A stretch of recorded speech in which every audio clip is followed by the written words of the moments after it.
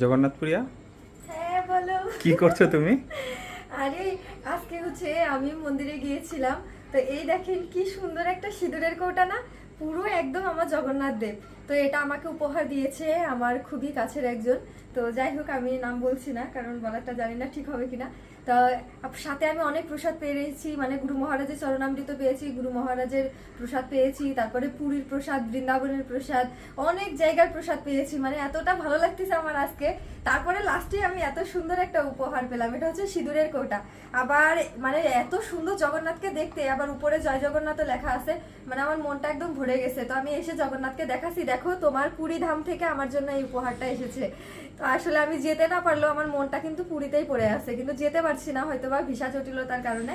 কিন্তু এটা পাওয়ার পরে মনটা অনেক খুশি হয়ে গেছে। এটা কিন্তু সিঁদুরের কৌটা, এই যে ঠিক আছে, ভিতরে সিঁদুর রাখা যাবে। তো এই হচ্ছে মুখটা, এই যে।